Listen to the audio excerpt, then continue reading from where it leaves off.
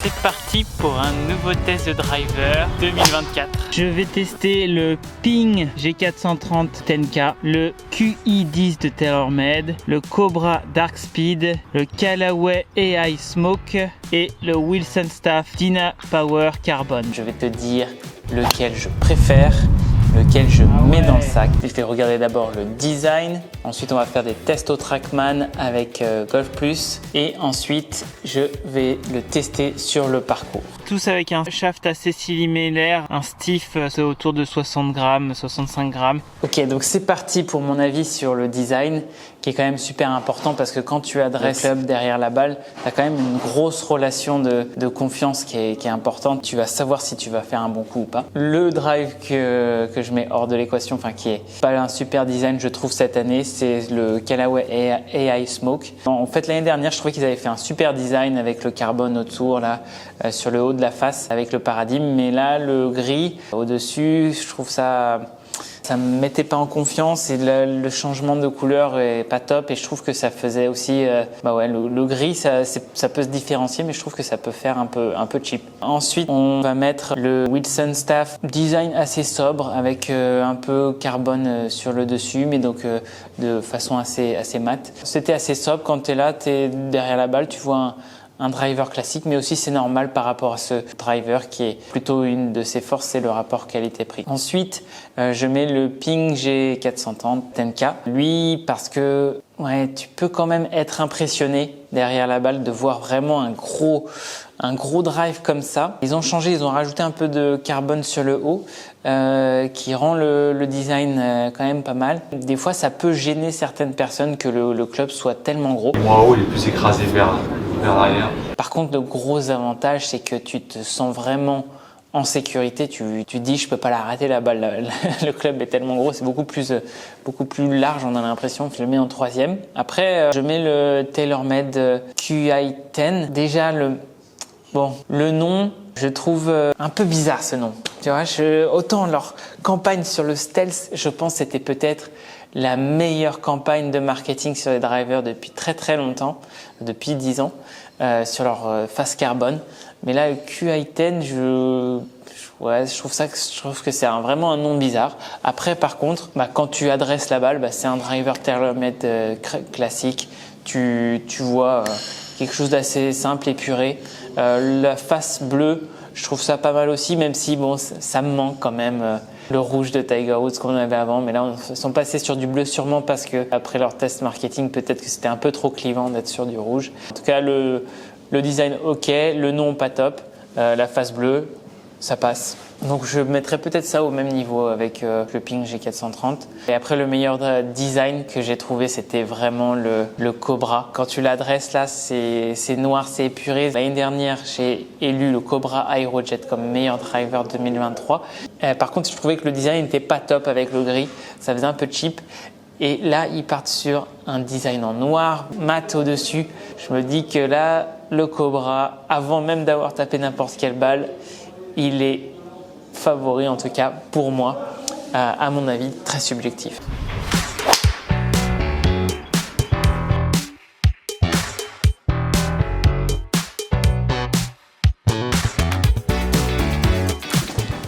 Ok, donc on vient de tester maintenant les drives sur le Trackman avec Golf Plus. Encore merci à eux d'être un partenaire de la chaîne et de moi en tant que pro pour mes élèves. Donc je rappelle, moins 10% si vous allez chez Golf Plus en disant que vous venez de la part de Adrien Calou. N'hésitez pas à utiliser ce code promo pour vos achats. Alors là, très très déçu du Callaway AI Smoke.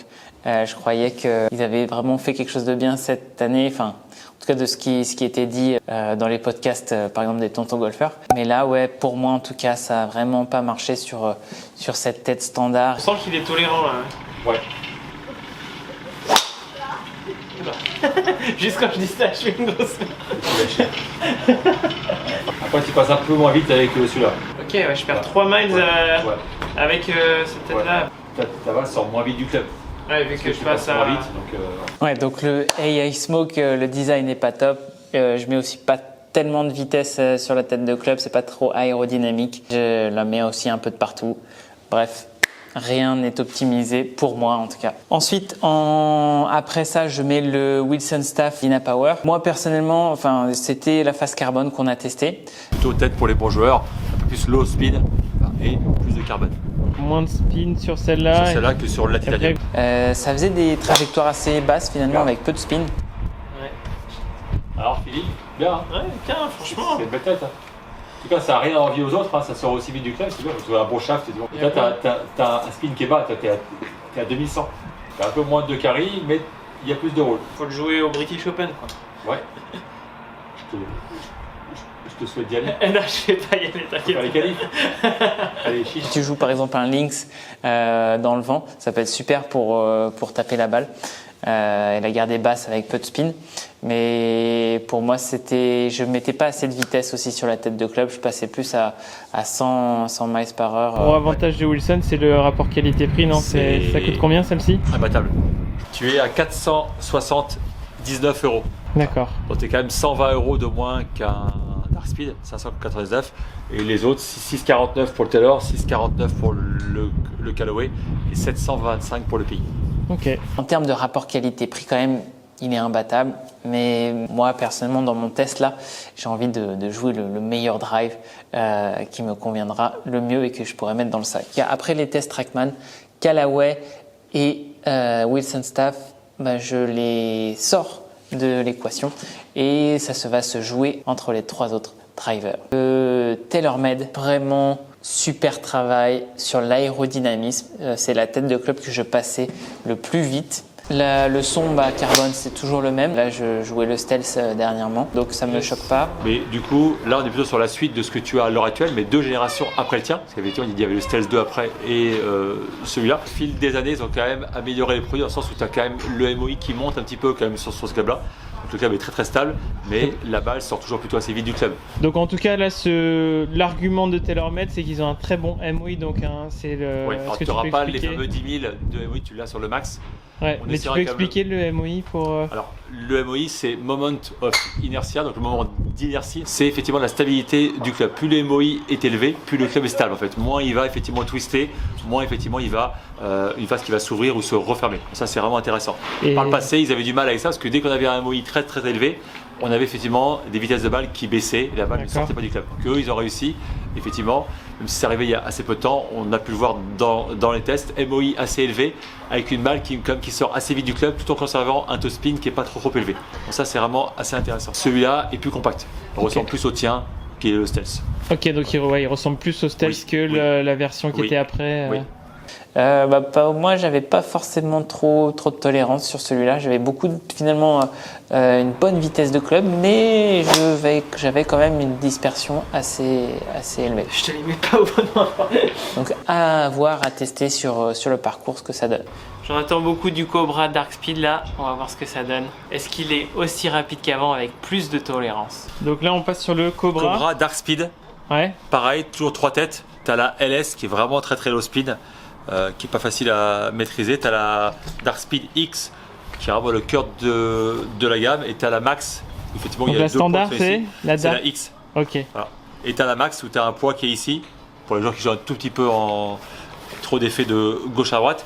C'est une tête qui est plutôt low spin. Tu as le poids plus de 12 grammes qui est vers l'avant en standard. En standard. Si les personnes qui font des balles trop basses, pas assez de spin, on peut mettre le poids de 12 grammes à l'arrière. Ils ont bien amélioré leur hot face avec les points. Il y a 2 fois plus de points de contact idéaux sur la face. Donc tu as une face qui est un peu plus performante que celle qu'il y avait sur l'Aerojet. Donc ils ont vraiment amélioré l'épaisseur et la performance de leur phase de club. Tu t'égares un peu sur la face, tu perds assez peu de vitesse de balle. Donc ils gardent leur vitesse qu'ils avaient sur la version de l'Aerojet. Ils ont 2 fois plus de points chauds, ils appellent la hot face. Ils ont effectivement une face à épaisseur variable et ils ont effectivement plus de points de contact idéaux sur la face. Donc tu as une zone de frappe, un sweet spot qui est plus large que sur l'Aerojet. Meilleure tolérance. Une personne qui tente très très bien la balle verra pas trop de différence. Après, si tu t'égares un peu sur la face, tu as une balle qui sortira plus vite du club que le modèle de 2023 qui est l'Aerojet. Donc même vitesse aérodynamisme de tête, mais tolérance améliorée. Oui. Oui. Donc là, en fait, finalement, cette phase de club, elle met peu de spin sur la balle. Donc ça me convenait pas mal. Ça faisait des trajectoires un petit peu plus basses, mais ce qui me permet quand même d'avancer pas mal. À voir sur le parcours, mais c'est vrai que quand tu adresses la balle, je me sentais... j'adore le design, le côté mat, mais tu te sens... je me sentais un peu moins en sécurité que d'autres drivers. Mais en termes de vitesse de club, de spin, là, c'est un super drive quand même. J'ai mis ça quand même des bons drives avec un petit draw là. Super. Je crois qu'il n'y a pas photo. Hein. Si on voit celle d'avant, la première était avec un petit draw. Celle-là, elle n'est pas revenue en draw, légèrement à droite. Et la dernière qui est ici. Ok. Au niveau distance, c'est assez régulier, entre 2,40 et 2,45. Ok. Donc on va voir ce que ça donne sur le parcours. C'est clairement en tout cas dans les finalistes. Du coup le ping Voilà, donc on est G430 Max 10K, donc 10K pour les 10 000 de MOI. Tête qui est différente de la tête Max ou la SFT de chez eux, ou la LS, pareil, tu as plus de carbone sur le dessus pour gagner du poids qu'ils ont réparti un peu partout. Tête qui paraît plus grosse, on est à 460 cm3 comme la Max, mais effectivement elle est un peu moins haute et elle est plus écrasée vers l'arrière pour effectivement amener cette tolérance et reculer le centre de gravité au maximum. Et tu as un poids qui est là, qui est pas, effectivement, qu'on ne peut pas bouger, qui est neutre. Voilà. Donc tu trouves que toi il y a une grosse différence entre le 30, enfin celui d'avant et celui-ci? Bah, en tout cas, c'est un ajout à la gamme, c'est pas celui qui remplace le Max. Il se rajoute à la gamme du Max et du SFT et du LS. C'est un autre produit. Donc ils ont 4 têtes du coup. Donc c'est un produit qui est un peu différent. Mais tu vas voir, tu vas tester. C'est normalement assez stable. D'accord. Franchement, sur les tests là, c'était vraiment pas mal. J'avais une super dispersion, vraiment très. Enfin, ça restait toujours au même endroit. Il y a très peu de dispersion, très bonne tolérance. Et en plus, je l'envoyais pas mal. Donc là, j'ai la meilleure. Ça, c'est nickel. Tu vois, si on met l'optimizer, t'es nickel. Tu vois. Ah, je suis pile dessus. Ouais. Et grâce au toe spin qui est un peu plus bas, tu as un bon carry et un peu plus de roule parce que tu as un toe spin qui est légèrement en dessous. En tout cas, meilleur montage. Je pense. C'est propre ça. J'avais moins de vitesse en fait de tête de club. Finalement, l'aérodynamisme est moins bien que sur le TaylorMade, mais le smash factor était au top, donc ça me permettait finalement de faire de la distance. Donc ça fait partie des 3 avec lesquels je fais le plus de distance. Donc ça se joue entre ces 3-là après les tests Trackman, le TaylorMade, le Cobra Dark Speed et le Ping G430 10K. Ok, c'est parti pour le test en conditions réelles sur le parcours.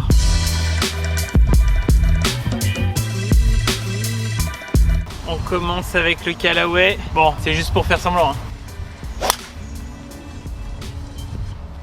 Ouais, pareil qu'au practice, ça part totalement à droite, c'est bon, c'est mort. On se fait maintenant le Wilson Carbon Dina Power.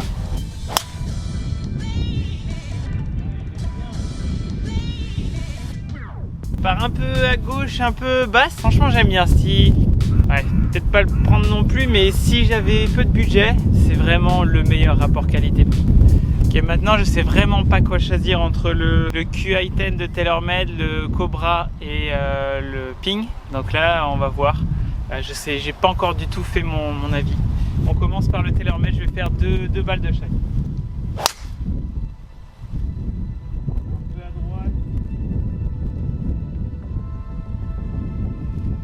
Ça, c'était un mauvais coup qui s'est échappé. Ouais, bon coup là qui part, celle-là elle est prise pleine plaque, mais un peu... elle avait une bonne hauteur. J'ai bien aimé la trajectoire, mais un peu à droite. Ping G430 10K. Ah ouais, elle part bien. Ouais, elle part vraiment bien avec le Ping, elle est top.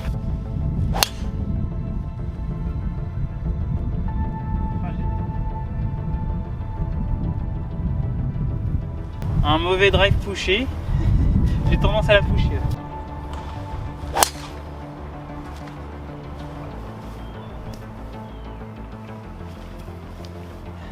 Un petit plongeant à gauche là sans spin, c'est peut-être pas top qu'il n'y ait pas assez de spin sur le Cobra. Ah, elle est parfaite celle-là. Ok.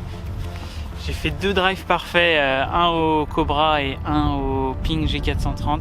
On va voir lequel est le plus long entre les deux. Ok, donc mon bon drive avec le TaylorMade il vient ici, mais donc c'est pas aussi bon que les bons drives avec le Cobra ou le Ping G430. Ok, entre le Ping et le Cobra, il n'y a aucune différence entre les deux sur un bon drive. Du coup, ça se joue sur la moins bonne. Donc là, j'ai la moins bonne Cobra. Et là-bas, c'est plutôt par là-bas, il y a une moins bonne Ping. Ah, j'hésite vraiment là.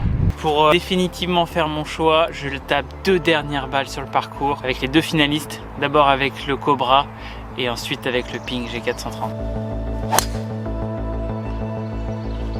Oh, le petit draw là qui est joli. Un fairway, oh, je sais pas. Et le Ping G430 10K. Ah ouais. Mais je l'ai pas très bien touché. Ouais. Pas très bien touché avec le G430, mais elle finit plein fairway. Plus long que le Cobra. Ce sera donc le Ping G430 10K qui gagne le challenge. Il a tout. Il est long, il est tolérant. Bravo messieurs. Alors ceci c'est mon avis personnel, mais si tu veux le tester, je te recommande vivement d'aller faire un fitting à Golf Plus parce que tu te testeras le drive qui sera parfait pour toi. Ils vont te traiter aux petits oignons et surtout n'oublie pas de dire que tu viens de la part d'Adrien Calou, ce qui te donnera accès à moins 10% si tu veux t'acheter un nouveau driver. Merci, on se voit dans la prochaine vidéo.